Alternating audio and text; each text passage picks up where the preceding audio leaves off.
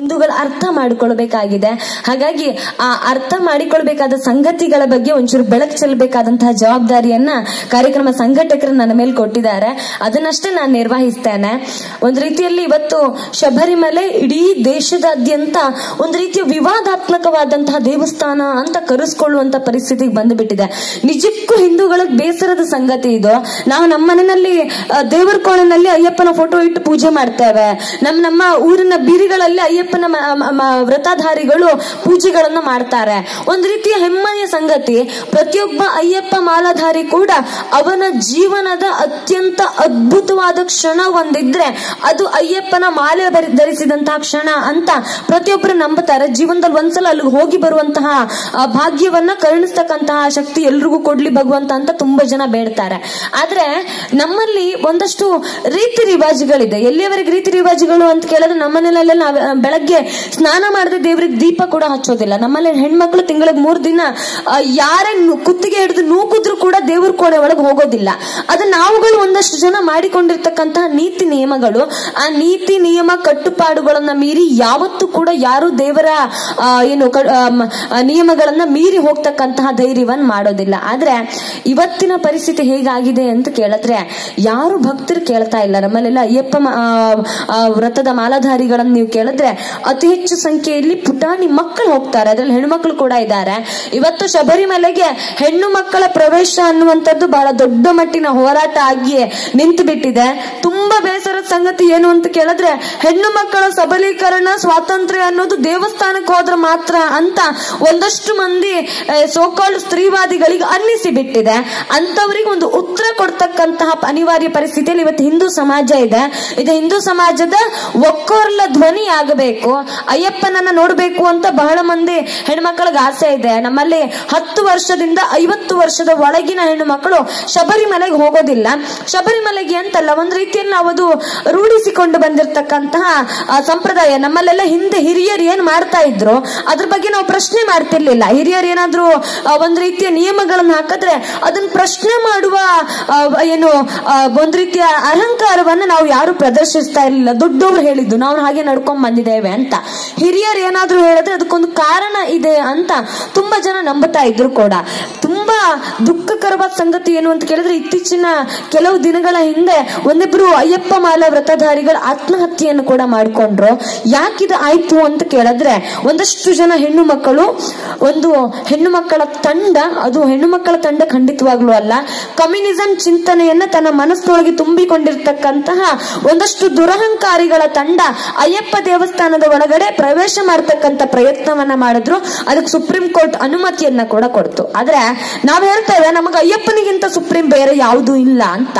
ನಮ್ಮಲ್ಲಿ ಎಂತೆಂತ ದೊಡ್ಡ ದೊಡ್ಡ ರಾಜಕಾರಣಿಗಳೇ ಆಗ್ಲಿ ಅಧಿಕಾರಿಗಳೇ ಆಗ್ಲಿ ನಾವು ದೇವರಿಗೆ ಕೈ ಮುಗಿಯುವಾಗ ಕೇವಲ ಭಕ್ತರಾಗಿ ಮಾತ್ರ ನಿಲ್ತೇವೆ. ಹಾಗಾಗಿ ಸಂವಿಧಾನಕ್ಕೆ ನಾವೆಷ್ಟು ಗೌರವ ಕೊಡ್ತೇವೋ ಅದರ 100 ಪಟ್ಟು ನಮ್ಮ ಅಯ್ಯಪ್ಪನ ಮೇಲೆ ಭಕ್ತಿ ಭಾವವನ್ನ ನಾವು ಪ್ರದರ್ಶನ ಮಾಡ್ತೇವೆ.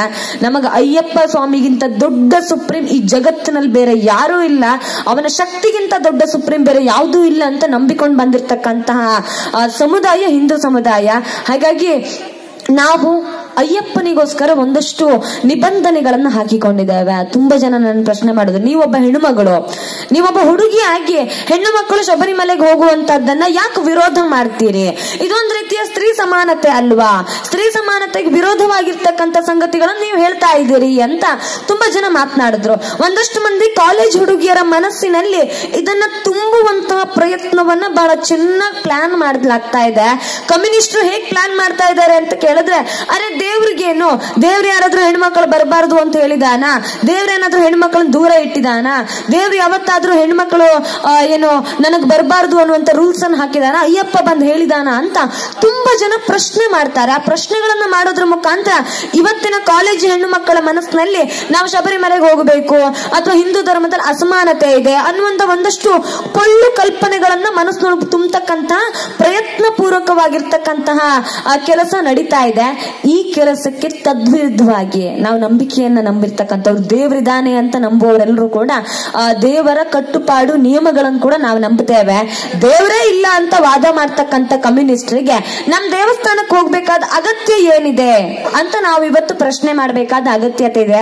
ಯಾಕೆಂತ ಕೇಳಿದ್ರೆ ಅಯ್ಯಪ್ಪ ಸ್ವಾಮಿಯ ಮಾಲೆಯನ್ನು ಹಾಕಿರ್ತಕ್ಕಂಥ ಬಹಳಷ್ಟು ಮಂದಿಯಲ್ಲಿ ನೀವು ಕೇಳಿ ನೋಡಿ, ಅಲ್ಲಿಗೆ ಹೋಗುವಂತ ಒಂದು ಜೀವನವೇ ಒಂದು ರೀತಿಯ ಪವಿತ್ರಮಯ ಜೀವನ ಅಂತ ಅವರು ಭಾವಿಸ್ತಾರೆ.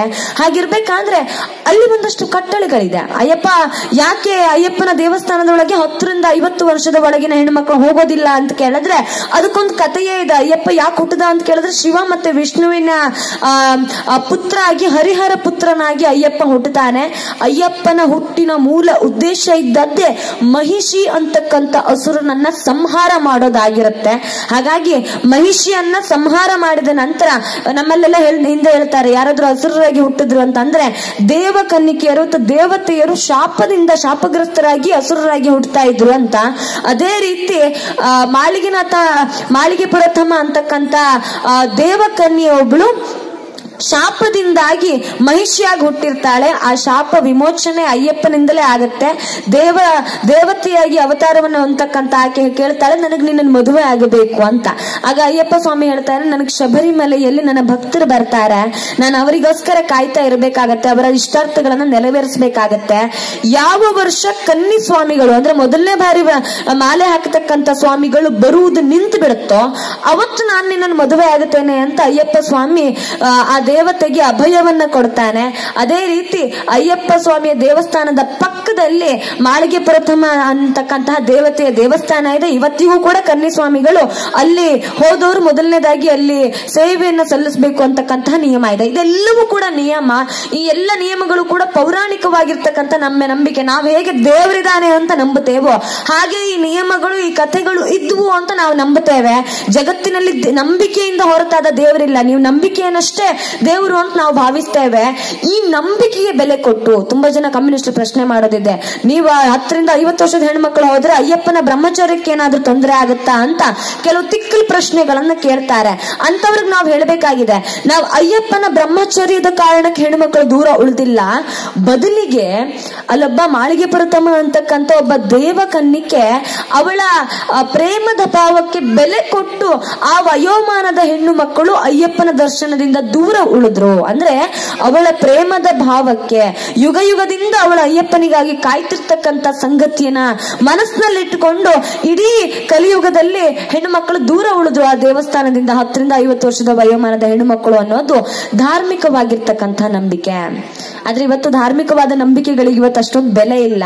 ಇವತ್ತೇನಿದ್ರು ಕೂಡ ನಾವ್ಯಾಕೆ ಅರಳಿ ಮರ ಸುತ್ತಬೇಕು ಅಂತ ಕೇಳಿದ್ರೆ ಸೈಂಟಿಫಿಕಲ್ ರೀಸನ್ ಕೊಡಿ ಅಂತ ಕೇಳ್ತಕ್ಕಂಥವ್ರ ಸಂಖ್ಯೆ ಜಾಸ್ತಿ ಇವತ್ತು. ಮುಂಚೆಲ್ಲ ಹಾಗಿರ್ಲಿಲ್ಲ. ಆರೋಗ್ಯದಲ್ಲಿ ಏನಾದ್ರೂ ವ್ಯತ್ಯಾಸ ಆದ್ರೆ ದೇವ್ರ ಕೈ ಮುಗಿ, ಅರಳಿ ಮರದಲ್ಲಿ ದೇವ್ರಿದ್ದಾನೆ ದೇವ್ರ ಕೈ ಮುಗಿ ಅಂತ ಹಿಂದಿನ ಆಯುರ್ವೇದ ಪಂಡಿತರು ಜ್ಯೋತಿಷಿಗಳು ಹೇಳ್ತಿದ್ರು. ಆದ್ರೆ ಇವತ್ತು ಅರಳಿ ಮರ ಕೈ ಮುಗಿಬೇಕು, ಸುತ್ತು ಬರಬೇಕು ಅಂತ ಕೇಳಿದ್ರೆ ಅದರಿಂದ ಏನ್ ನಮಗ ಆರೋಗ್ಯಕ್ಕೆ ಸಹಾಯ ಆಗುತ್ತೆ, ಅದ್ರಲ್ಲೇನ್ ಸೈಂಟಿಫಿಕ್ ರೀಸನ್ ಇದೆ ಅಂತ ಪ್ರಶ್ನೆ ಮಾಡ್ತಕ್ಕಂಥವ್ರ ಸಂಖ್ಯೆ ಜಾಸ್ತಿ ಆಗಿದೆ.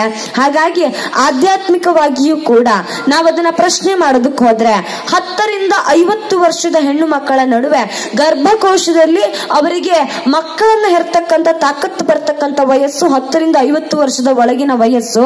ಹಾಗಾಗಿ ಅಲ್ಲಿರ್ತಕ್ಕಂಥ ದೇವಾಲಯಕ್ಕೆ ಒಂದು ವಿಶೇಷವಾಗಿರ್ತಕ್ಕಂಥ ಸತ್ವಗುಣದ ಚೈತನ್ಯ ಇರುವ ಕಾರಣಕ್ಕೆ ಅದು ಹೆಣ್ಣು ಮಕ್ಕಳ ಗರ್ಭಕೋಶದ ಮೇಲೆ ಪೆಟ್ಟು ಬೀಳುತ್ತೆ ಅನ್ನುವ ಕಾರಣವನ್ನು ಕೊಟ್ಟು ಒಂದಷ್ಟು ವರ್ಷಗಳ ಕಾಲ ಹೆಣ್ಣು ಮಕ್ಕಳನ್ನ ಆ ದೇವಸ್ಥಾನದಿಂದ ದೂರ ಕೂಡ ಇಡಲಾಗಿದೆ. ಈ ಎಲ್ಲ ನಂಬಿಕೆಗಳನ್ನ ಬಹಳಷ್ಟು ವರ್ಷಗಳಿಂದ ನಾವು ಕಾಪಾಡಿಕೊಂಡು ಬಂದವರು. ಇವತ್ತಿನ ಏನು ದೇವಸ್ಥಾನಕ್ಕೆ ಹೋಗಬೇಕು ಅಂತ ಹಠ ಸಾಧಿಸಿ ಹೋಗಿರ್ತಕ್ಕಂತಹ ಬಿಂದು ಮತ್ತೆ ಕನಕ ದುರ್ಗ ಅಂತಕ್ಕಂಥ ಹೆಣ್ಣು ಮಕ್ಕಳ ಹಿನ್ನೆಲೆಯನ್ನು ನೋಡ್ಲಿಕ್ಕೆ ಹೋದ್ರೆ ಅವರೆಲ್ಲರೂ ಕೂಡ ಕಮ್ಯುನಿಸ್ಟ್ ಚಿಂತನೆಯಿಂದ ಬಂದವರು. ಕಮ್ಯುನಿಸ್ಟ್ ಚಿಂತನೆ ಹೇಗಿದೆ ಅಂತ ನೀವು ಪ್ರಶ್ನೆ ಮಾಡಿದ್ರೆ ಈ ಜಗತ್ತಿನಲ್ಲಿ ದೇವರೇ ಇಲ್ಲ ಅಂತ ವಾದ ಮಾಡ್ತಕ್ಕಂತಹ ಒಂದು ಚಿಂತನೆ ಇದ್ರೆ ಅದು ಕಮ್ಯುನಿಸ್ಟ್ ಚಿಂತನೆ. ಅಂತಹ ಕಮ್ಯುನಿಸ್ಟ್ರಿಗೆ ದೇವರಿಲ್ಲ ಅಂತಂದ ಮೇಲೆ ದೇವಸ್ಥಾನಕ್ಕೆ ಹೋಗೋ ಅಗತ್ಯತೆ ಏನಿದೆ ಅಂತ ನಾವು ಪ್ರಶ್ನೆ ಮಾಡಬೇಕಿದೆ. ಖಂಡಿತವಾಗ್ಲೂ ಇವ್ರಿಗೆ ದೇವರ ಮೇಲಿನ ಭಕ್ತಿಯಿಂದ ಖಂಡಿತವಾಗ್ಲೂ ಅವರು ಹೋಗಿಲ್ಲ. ಬದಲಿಗೆ ಅವರಿಗೆ ಹಿಂದೂಗಳ ಭಾವನೆಯನ್ನ ಕೆರಳಿಸ್ತಕ್ಕಂತಹ, ಹಿಂದೂಗಳ ಮನಸ್ಥಿತಿಗೆ ನೋವು ಮಾಡ್ತಕ್ಕಂತಹ ಅಗತ್ಯತೆ ಇಟ್ಕೊಂಡೇ ಅವರು ದೇವಸ್ಥಾನಕ್ಕೆ ಹೋದ್ರು. ಅದಕ್ಕೆ ಪೂರಕವಾಗಿ ಅಲ್ಲಿರ್ತಕ್ಕಂಥ ಕಮ್ಯುನಿಸ್ಟ್ ಸರ್ಕಾರ ಅವ್ರಿಗೆ ಪ್ರೊಟೆಕ್ಷನ್ ಕೂಡ ಕೊಡ್ತು. ಎಲ್ಲಿವರೆಗಿನ ಪ್ರೊಟೆಕ್ಷನ್ ಅದು ಅಂತ ಕೇಳಿದ್ರೆ, ಮುಂಚಿನ ದಿನ ಅವ್ರು ಕೊಡಗುನಲ್ಲಿ ಒಂದು ಲಾಡ್ಜ್ ಒಂದರಲ್ಲಿ ನೆಲೆ ನಿಲ್ಲೋದಕ್ಕೆ ಮಫ್ತಿಯಲ್ಲಿದ್ದ ಪೊಲೀಸ್ ಅಧಿಕಾರಿಗಳೇ ಅವ್ರಿಗೆ ಸಹಾಯ ಮಾಡಿದ್ದಾರೆ. ಪೊಲೀಸ್ ಅಧಿಕಾರಿಗಳು ಸರ್ಕಾರದ ಆದೇಶದ ಪ್ರಕಾರ ಅವರನ್ನ ಪ್ರೊಟೆಕ್ಷನ್ ಮುಖಾಂತರ ದೇವಸ್ಥಾನಕ್ಕೆ ಕಳ್ಳರ ಹಾಗೆ, ನಸುಕಿನ ಜಾವದಲ್ಲಿ ಕಳ್ಳರ ಹಾಗೆ ದೇವಸ್ಥಾನದೊಳಗಡೆ ಕರ್ಕೊಂಡು ಹೋಗಿದ್ದಾರೆ. ಈ ರೀತಿಯ ಪರಿಸ್ಥಿತಿಗಳನ್ನೆಲ್ಲ ನೋಡುವಾಗ ಒಂದು ಕ್ಷಣ ಹಿಂದೂಗಳು ಎದ್ದು ನಿಲ್ಲಲೇಬೇಕಾದ ಪರಿಸ್ಥಿತಿ ಇದೆ. ಯಾಕೆ ಎದ್ದು ನಿಲ್ಬೇಕು ಅಂತ ತುಂಬಾ ಜನ ಕೇಳ್ತಾರೆ. ಯಾಕೆ ಶಬರಿಮಲೆಗೆ ಹೋದ್ರೆ ದೇವ್ರು ಕಾಪಾಡ್ಕೊಳ್ತಾನೆ, ನಾವ್ಯಾಕೆ ಅದನ್ನ ಪ್ರಶ್ನೆ ಮಾಡ್ಬೇಕು ಅಂತ ತುಂಬಾ ಜನ ಪ್ರಶ್ನೆ ಮಾಡ್ತಾರೆ. ನನ್ನನ್ನು ಕೆಲವು ಕಮ್ಯುನಿಸ್ಟ್ ಮಿತ್ರರು ಕೇಳಿದ್ರು, ನಿಮ್ ದೇವ್ರಿಗೆ ಶಕ್ತಿ ಇಲ್ವಾ, ನಿಮ್ ದೇವ್ರಿಗೆ ಶಕ್ತಿ ಇದೆಯಲ್ಲ, ಅವ್ರನ್ನ ಬರೋದನ್ನ ತಡೀಲಿ ಅಂತ ಬಹಳ ಜನ ಪ್ರಶ್ನೆ ಮಾಡ್ತಾರೆ. ಅದನ್ನ ನಾವ್ ಹೇಳ್ತೇವೆ, ಹಿಂದೂಗಳು ಶಾಸ್ತ್ರ ಪುರಾಣಗಳನ್ನ ಓದ್ಕೊಂಡು ಬಂದಿರ್ತಕ್ಕಂಥವ್ರು. ನೀವು ರಾಮಾಯಣ ಕಾಲ ಮಹಾಭಾರತ ಕಾಲದಿಂದ ಆ ಪುರಾಣಗಳನ್ನು ಓದ್ತಾ ಬಂದ್ರೆ, ಆಗೆಲ್ಲ ರಾಮ ಇದ್ದಾಗ ಈ ಋಷಿ ಮುನಿಗಳು ಯಾಗ ಮಾಡ್ಬೇಕಾದ್ರೆ ಅಸುರರು ಯಾಗಗಳಿಗೆ ತೊಂದರೆ ಕೊಡ್ತಿದ್ರಂತೆ. ಯಾಗ ಕುಂಡಕ್ಕೆ ಮಾಂಸಗಳನ್ನು ಹಾಕುವಂತದ್ದು, ಋಷಿ ಮುನಿಗಳ ಮೇಲೆ ಹಲ್ಲೆಯನ್ನು ಮಾಡ್ತಕ್ಕಂಥದ್ದು ಅಂತ ತೊಂದರೆಗಳನ್ನ ಯಾಗ ಯಜ್ಞಾದಿಗಳಿಗೆ ಕೊಡ್ತಿದ್ರಂತೆ. ಆಗ ಅಸುರರಿಂದ ಯಾಗ ಯಜ್ಞಾದಿಗಳನ್ನ ಕಾಪಾಡ್ತಕ್ಕಂಥ ಹೊಣೆಯನ್ನ ರಾಮ ಲಕ್ಷ್ಮಣನು ಮಾಡಿದ್ದಾರೆ, ಅರ್ಜುನ ಧರ್ಮರಾಯ ಭೀಮರು ಮಾಡಿದ್ದಾರೆ. ಇದು ಯುಗ ಯುಗಗಳಿಂದ ನಡ್ಕೊಂಡು ಬಂದಿರತಕ್ಕಂಥ ಸಂಪ್ರದಾಯ. ರಾಮ ಸ್ವತಃ ದೇವರೇ ಆದ್ರೂ ಧರ್ಮ ಕಾರ್ಯದ ರಕ್ಷಣೆಗೆ, ಅಸುರರಿಂದ ಧರ್ಮದ ಕಾರ್ಯಗಳನ್ನ ರಕ್ಷಣೆ ಮಾಡೋದಕ್ಕೋಸ್ಕರ ಹೋರಾಟ ಮಾಡ್ದ. ಹಾಗಾಗಿ ಕಲಿಯುಗದಲ್ಲಿ ಇವತ್ತು ಹಿಂದೂಗಳೇನಿದ್ದೇವೆ, ನಾವು ಇವತ್ತಿಗೂ ಕೂಡ ಯಜ್ಞ, ದೇವರು, ದೇವಸ್ಥಾನಗಳನ್ನ ಕಾಪಾಡಿಕೊಳ್ಳೋದಕ್ಕೆ ರಾಮನ ಆದರ್ಶವನ್ನು ಹೊಂದ್ಕೊಳ್ತಾ ಅದರ ರಕ್ಷಣೆಗೋಸ್ಕರ ನಾವು ನಿಲ್ಲಬೇಕಾಗಿದೆ. ಪ್ರತಿ ಬಾರಿ ಭಗವಂತ ಬರಬೇಕು ಅಂತ ಕಾಯೋದಕ್ಕಾಗೋದಿಲ್ಲ. ಮನುಷ್ಯನ ಕರ್ತವ್ಯ ಏನು ಅನ್ನೋದನ್ನ ನಾವು ಕೂಡ ಅರ್ಥ ಮಾಡ್ಕೊಳ್ಬೇಕಾಗ್ತದೆ. ಆ ನಿಟ್ಟಿನಲ್ಲಿ ಎಲ್ಲ ಹಿಂದೂಗಳು ಒಂದುಗೂಡಬೇಕಾಗಿದೆ. ಯಾಕೆ ಒಂದುಗೂಡ್ಬೇಕು ಅಂತ ಕೇಳಿದ್ರೆ, ಇವತ್ತು ಶಬರಿಮಲೆಗೆ ಪ್ರವೇಶ ಬೇಕು ಅಂತ ಕೋರ್ಕೊಂಡವರು ನಾಳೆ ನಮ್ಮನ್ನ ದೇವರ ಕೋಣೆ ಒಳಗೆ ಪ್ರವೇಶ ಬೇಕು, ಅಲ್ಲಿ ಬಂದು ಅಧಿಕಾರ ಸ್ಥಾಪನೆ ಮಾಡ್ತೇವೆ ಅಂತ ಕೇಳ್ಕೊಳ್ಳೋದ್ರಲ್ಲಿ ಯಾವುದೇ ರೀತಿಯ ಅನುಮಾನ ಇಲ್ಲ. ಆಗ ನಾವು ಬಾಯಿ ಬಡ್ಕೊಂಡ್ರೆ ಯಾವುದೇ ರೀತಿಯ ಪ್ರಯೋಜನ ಬರೋದಿಲ್ಲ. ಹಿಂದೂಗಳ ಮೇಲೆ ಬಹಳ ವರ್ಷಗಳಿಂದ ಆಗ್ತಿರ್ತಕ್ಕಂತಹ ದಮನಿತ ನೀತಿಯನ್ನ, ಹಿಂದೂಗಳ ಮೇಲೆ ನಡೀತಿರ್ತಕ್ಕಂಥ ದೌರ್ಜನ್ಯಗಳನ್ನ ಇವತ್ತು ನಾವು ಎದುರಿಸದೆ ಹೋದ್ರೆ ಮುಂದೆ ಯಾವತ್ತೂ ಎದುರಿಸೋದಕ್ಕೆ ಸಾಧ್ಯ ಆಗೋದಿಲ್ಲ. ಮುಂದಿನ ಪೀಳಿಗೆ ಏನಿದೆಯಲ್ಲ, ಇವತ್ತು ಇಲ್ಲಿ ಎದುರುಗಡೆ ಕೂತಿರ್ತಕ್ಕಂಥ ಪುಟಾಣಿ ಮಕ್ಕಳು ಇನ್ನೊಂದು 20-25 ವರ್ಷ ಕಳೆದ ನಂತರ ನಮ್ಮನ್ನು ದೂಷಿಸ್ಕೊಳ್ಬಾರ್ದು. ನಮ್ಮ ಅಪ್ಪ ಅಮ್ಮ, ಅಜ್ಜ, ಅಣ್ಣ, ದೊಡ್ಡಪ್ಪ, ಚಿಕ್ಕಪ್ಪಂದ್ರೆಲ್ಲ ಹಿಂದೂಗಳಾಗಿದ್ದು ಯಾವುದೇ ರೀತಿಯ ಹಿಂದುತ್ವದ ರಕ್ಷಣೆ ಮಾಡೋದಕ್ಕೆ ಹೋಗ್ಲಿಲ್ಲ, ಹಿಂದೂ ದೇವಸ್ಥಾನ ರಕ್ಷಣೆಗೆ ಹೋಗ್ಲಿಲ್ಲ. ಹಾಗಾಗಿ ಇವತ್ತು ನಮಗೆ ನಮ್ಮ ದೇವಸ್ಥಾನಗಳನ್ನು ಉಳಿಸ್ಕೊಳ್ಳೋದಕ್ಕೆ ಆಗಿಲ್ಲ ಅಂತ ಪುಟ್ಟ ಮಕ್ಕಳು ನಾಳೆ ನಮ್ಮನ್ನ ಶಪಿಸಿಕೊಳ್ಳಬಾರದು ಅಂತಂದ್ರೆ ಇವತ್ತು ಸ್ವಾಭಿಮಾನಿ ಹಿಂದೂಗಳು ಎದ್ ನಿಲ್ಬೇಕಾದ ಅನಿವಾರ್ಯತೆ ಇದೆ. ನಮ್ಮಲ್ಲೇ ಹಿಂದೂಗಳ ಪರಿಸ್ಥಿತಿ ಇವತ್ತು ಹೇಗಿದೆ ಅಂತ ಕೇಳಿದ್ರೆ, ನಮ್ಮನೆಗೆ ಬೆಂಕಿ ಬಿದ್ಮೇಲೆ ನಾವು ಬಾವಿ ತೋಡೋದಕ್ಕೆ ಹೋಗ್ತೇವೆ, ಅಲ್ಲಿ ತನಕ ಬಾವಿ ತೋಡೋದಕ್ಕೆ ಹೋಗೋದಿಲ್ಲ. ಆ ಪರಿಸ್ಥಿತಿಯಿಂದ ಹಿಂದೂಗಳು ಇವತ್ತು ಎಚ್ಚೆತ್ಕೊಳ್ಬೇಕಾಗಿದೆ. ಮೊನ್ನೆ ಶನಿಶಿಂಗನಾಪುರ ಇತ್ತು, ಇವತ್ತು ಶಬರಿಮಲೆ ಆಗಿದೆ. ನಾಳೆ ನಮ್ಮ ದೇವರ ದೇವಸ್ಥಾನದ ಗರ್ಭಗುಡಿ ಒಳಗಡೆ ಬಂದು ಅವರ ಗರ್ಭಗುಡಿಯನ್ನ ನಾಶ ಮಾಡ್ತೇನೆ ಅಂತ ಕೇಳಿದ್ರೆ ಆಗ್ಲೂ ನಾವು ಕೈ ಕುಟ್ಕೊಂಡು ಕೂತ್ಕೊಳ್ಳೋದಕ್ಕೆ ಆಗೋದಿಲ್ಲ. ಆ ಕಾರಣಕ್ಕೋಸ್ಕರ ಹಿಂದೂಗಳ ದೇವಸ್ಥಾನಗಳನ್ನ, ಹಿಂದೂಗಳ ಧಾರ್ಮಿಕ ಶ್ರದ್ಧಾ ಕೇಂದ್ರಗಳನ್ನ ಉಳಿಸಿಕೊಳ್ಳಲೇಬೇಕಾದ ಅನಿವಾರ್ಯತೆ ನಾವಿದ್ದೇವೆ. ಇವತ್ತು ಉಳಿಸಿಕೊಳ್ಳೋದಕ್ಕಾಗದೆ ಹೋದ್ರೆ ಮುಂದೆ ಯಾವತ್ತೂ ಉಳಿಸ್ಕೊಳ್ಳೋದಕ್ಕೆ ಸಾಧ್ಯ ಆಗೋದಿಲ್ಲ. ತುಂಬಾ ದೊಡ್ಡ ಸಂಖ್ಯೆಯಲ್ಲಿ ಹೆಣ್ಮಕ್ಳು ಬಂದಿದ್ದಾರೆ. ಇದ್ರ ವಿರುದ್ಧ ಹೆಣ್ಮಕ್ಳೇ ದೊಡ್ಡ ಸಂಖ್ಯೆಯಲ್ಲಿ ಎದ್ದೇಳ್ಬೇಕಾದಂತಹ ಅಗತ್ಯತೆ ಇದೆ. ನಾವು ಹೆಣ್ಮಕ್ಳು ಅರ್ಥ ಮಾಡ್ಕೊಳ್ಬೇಕಾಗಿದೆ, ನಮ್ಮ ಧರ್ಮ ಕೊಟ್ಟಿರ್ತಕ್ಕಂತಹ ಕಟ್ಟುಪಾಡುಗಳು ಯಾವುದು ಕೂಡ ರಿಸ್ಟ್ರಿಕ್ಷನ್ಸ್ ಗಳಲ್ಲ. ನಮಗೆ ತುಂಬಾ ಜನ ಕೇಳ್ತಾರೆ, ಇದು ಸ್ತ್ರೀ ಸಮಾನತೆಗೆ ವಿರೋಧ, ನೀವು ಸ್ತ್ರೀ ವಿರೋಧಿಗಳು ಅಂತ. ಆದ್ರೆ ನಾವು ಹೇಳ್ಬೇಕಾಗಿದೆ, ಹಿಂದೂ ಧರ್ಮ ಏನಿದೆಯಲ್ಲ, ಹಿಂದೂ ಧರ್ಮ ಸಮಾನತೆಯನ್ನು ಯಾವತ್ತೂ ನಂಬಲಿಲ್ಲ. ಹಿಂದೂ ಧರ್ಮ ಹೆಣ್ಣು ಗಂಡಿಗೆ ಸಮಾನಳು ಅಂತ ಯಾವತ್ತೂ ಹೇಳಲಿಲ್ಲ. ಸಮಾನತೆ ಏನು ಅಂತ ಕೇಳಿದ್ರೆ ಬುಲ್ಶಿಟ್ ಅಂತಲೇ ನಾವ್ ಹೇಳ್ತೇವೆ. ಯಾಕೆ ಗೊತ್ತಾ, ಜಗತ್ತಿನಲ್ಲಿ ಏಕೈಕ ಧರ್ಮ ಗಂಡಿಗಿಂತ ಹೆಣ್ಣು ಶ್ರೇಷ್ಠ ಅಂತ ಸಾರಿದೆ. ಜಗತ್ತಿನ ಏಕೈಕ ಧರ್ಮ ಹೆಣ್ಣೊಬ್ಬಳನ್ನ ಗರ್ಭಗುಡಿಯಲ್ಲಿಟ್ಟು ಪೂಜೆ ಮಾಡಿದೆ. ನಮ್ಮಲ್ಲಿ ಪ್ರಶ್ನೆ ಮಾಡ್ತಾರೆ, ಹೆಣ್ಮಕ್ಳನ್ನ ನೀವು ಮನೆಯೊಳಗಡೆ ಇಟ್ಟು ಬೀಗ ಹಾಕಿದಿರಿ. ನಮ್ಮಲ್ಲಿ ಹಿಂದಿನ ಮಹಾತ್ಮರೆಲ್ಲ ಹೇಳಿದ್ದಿದೆ, ಯಾವತ್ತು ಒಬ್ಬ ಹೆಣ್ಣು ಮಗಳು ಮಧ್ಯರಾತ್ರಿ 12 ಗಂಟೆಗೆ ಒಬ್ಬಳೇ ನಡ್ಕೊಂಡು ಹೋಗ್ತಾಳ ಅವತ್ ನಮ್ ದೇಶಕ್ಕೆ ಸ್ವಾತಂತ್ರ್ಯ ಸಿಕ್ತು ಅಂತ. ಆದ್ರೆ ನಾನು ಹೇಳ್ತೇನೆ, ಆ ಮಹಾತ್ಮನ ಹೇಳೋದಕ್ಕಿಂತ ಮುಂಚೆ ಹಿಂದೂ ಧರ್ಮ ಕಲಿಸ್ಕೊಟ್ಟಿತ್ತು, ಸನಾತನ ಧರ್ಮ ಹೇಳ್ಕೊಟ್ಟಿತ್ತು, ಮಧ್ಯರಾತ್ರಿಯಲ್ಲಿ ಅಸುರರನ್ನ ಸಂಹಾರ ಮಾಡೋದಕ್ಕೆ ಮಹಾಂಕಾಳಿಯನ್ನ ಕಳಿಸಿಕೊಟ್ಟ ಧರ್ಮ ಒಂದಿದ್ರೆ ಅದು ಸನಾತನ ಹಿಂದೂ ಧರ್ಮ ಬಿಟ್ಟು ಬೇರೆ ಯಾವ ಧರ್ಮ ಕೂಡ ಮಾಡಿಲ್ಲ. ನಾವು ಸಮಾನತೆ ಮೇಲೆ ನಂಬಿಕೆ ಇಟ್ಟವರಲ್ಲ, ಶ್ರೇಷ್ಠತೆಯ ಮೇಲೆ ನಂಬಿಕೆ ಇಟ್ಟವರು. ಆ ಶ್ರೇಷ್ಠತೆಯನ್ನು ಉಳಿಸಿಕೊಳ್ಳೋಣ. ಜಗತ್ನಲ್ಲಿ ಯಾವ ಮತ ಪಂಥಗಳು ಕೂಡ ಹೆಣ್ಮಕ್ಳನ್ನ ಗರ್ಭಗುಡಿಯೊಳಗಿಟ್ಟು ಪೂಜೆ ಮಾಡಿಲ್ಲ. ಒಂದ್ಸಲ ಯೋಚನೆ ಮಾಡಿ, ಹೆಣ್ಮಕ್ಳು ಎಲ್ಲಾದ್ರೂ ಮೌಲ್ವಿಗಳಾಗಿರೋದನ್ನ ನೀವು ನೋಡಿದೀರಾ? ಒಂದ್ಸಲ ಯೋಚನೆ ಮಾಡಿ, ಹೆಣ್ಮಕ್ಳು ಯಾವ್ದಾದ್ರು ಪೋಪ್ಗಳಾಗಿರೋದನ್ನ ನೀವು ನೋಡಿದೀರಾ? ಖಂಡಿತ ಸಾಧ್ಯ ಇಲ್ಲ. ಆದ್ರೆ ಹೆಣ್ಣು ಮಕ್ಕಳನ್ನ ಸಂತರಾಗಿ ನೀವು ಕಾಣಬಹುದು, ಹೆಣ್ಣು ಮಕ್ಕಳನ್ನ ದೇವತೆಯಾಗಿ ನೀವು ಕಾಣಬಹುದು. ನಮ್ಮಲ್ಲಿ ಮನೆಯಲ್ಲಿ ಕೂಡ ಮಾತನಾಡ್ತಾರೆ, ಮುಸ್ಸಂಜೆ ಹೊತ್ತಾದ ತಕ್ಷಣ ಹೆಣ್ಮಕ್ಳು ಕಣ್ಣೀರ್ ಹಾಕಬಾರ್ದು ಅಂತ. ಯಾಕೆ ಪರಂಪರೆ ಬಂದಿದೆ ಅಂತ ಕೇಳಿದ್ರೆ, ನಾವು ಹುಟ್ಟತಕ್ಕಂತ ಮೆಟ್ಟತಕ್ಕಂತ ನೆಲದಲ್ಲಿ ಹೆಣ್ಣನ್ನು ನೋಡ್ತೇವೆ, ಹರಿತಕ್ಕಂತ ನದಿಯಲ್ಲಿ ಹೆಣ್ಣನ್ನು ನೋಡ್ತೇವೆ, ನಿಂತಿರ್ತಕ್ಕಂತ ಅಚಲವಾದ ಬೆಟ್ಟಕ್ಕೆ ನಾವು ಹೆಣ್ಣಿನ ಹೆಸರಿಡ್ತೇವೆ. ಈ ದೇಶದಲ್ಲಿ ಮಾತ್ರ ಪ್ರತಿ ಮಣ್ಣು, ಕಾಡು, ಗುಡ್ಡ, ಬೆಟ್ಟ, ಪ್ರತಿಯೊಂದು ವಿಚಾರಕ್ಕೂ ಕೂಡ ಹೆಣ್ಣಿನ ಹೆಸರನ್ನಿಟ್ಟು ಪೂಜೆ ಮಾಡ್ತೇವೆ. ನಮ್ಮಲ್ಲಿ ಅತ್ಯಂತ ಶ್ರೇಷ್ಠ ನದಿಗಳಿಗೆ ನಾವು ಹೆಣ್ಣಿನ ಹೆಸರನ್ನೇ ಇಟ್ಟಿದ್ದೇವೆ. ಹಾಗಾಗಿ ಜಗತ್ತಿನ ಏಕೈಕ ಧರ್ಮ ಹೆಣ್ಣನ್ನ ಶ್ರೇಷ್ಠವಾಗಿ ಕಂಡಿದ್ರೆ ಅದು ಹಿಂದೂ ಧರ್ಮ ಮಾತ್ರ. ಅದನ್ನ ಉಳಿಸಿಕೊಳ್ತಕ್ಕಂಥ ಏನು ಅನಿವಾರ್ಯತೆ ಕೂಡ ಹೆಣ್ಮಕ್ಳ ಮೇಲೆನೆ ಇದೆ. ಯಾವಾಗ ಜಗತ್ತಿನ ಸೃಷ್ಟಿ ಲಯಗಳಿಗೆಲ್ಲ ಕಾರಣೀಕರ್ತರಾಗಿರ್ತಕ್ಕಂಥ ಬ್ರಹ್ಮ, ವಿಷ್ಣು, ಮಹೇಶ್ವರರಿಂದಲೇ ಅಸುರನ ಸಂಹಾರ ಮಾಡೋದಕ್ಕೆ ಆಗಲಿಲ್ವೋ ಅವತ್ತು ತ್ರಿಮೂರ್ತಿಗಳು ಸೇರಿ ಕಳಿಸಿದ್ದು ಒಬ್ಬ ಹೆಣ್ಣನ್ನ. ಅವಳನ್ನ ಇವತ್ತಿಗೂ ನಾವು ಮಹಾಂಕಾಳಿ ಅಂತ ಆರಾಧನೆ ಮಾಡ್ತೇವೆ. ನೀವು ಉಪಯೋಗಿಸ್ತಕ್ಕಂಥ ಪುಸ್ತಕದಲ್ಲಿ ನಾವು ಸರಸ್ವತಿಯನ್ನು ಕಾಣ್ತೇವೆ, ಊಟ ಮಾಡ್ತಕ್ಕಂಥ ಅನ್ನದಲ್ಲಿ ನಾವು ಅನ್ನಪೂರ್ಣೇಶ್ವರಿಯನ್ನು ಕಾಣ್ತೇವೆ, ಪ್ರತಿನಿತ್ಯ ನಾವು ದುಡಿತಕ್ಕಂಥ ಹಣದಲ್ಲಿ ಲಕ್ಷ್ಮಿಯನ್ನು ಕಾಣ್ತೇವೆ.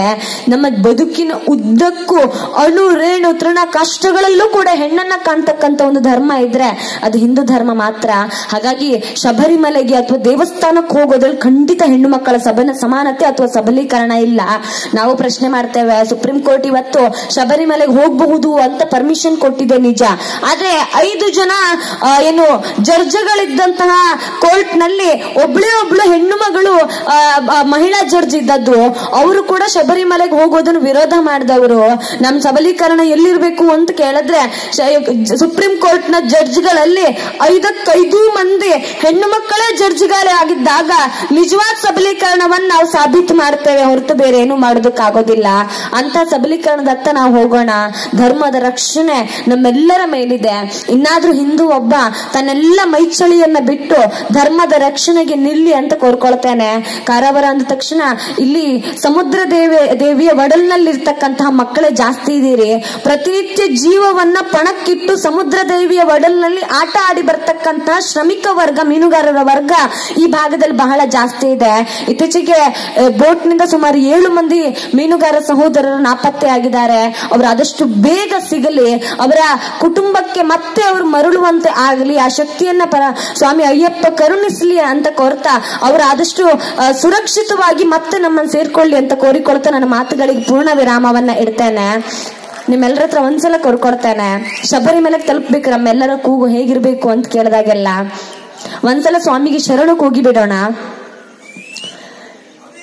ಸ್ವಾಮಿಯೇ ಶರಣಮಯ್ಯಪ್ಪ.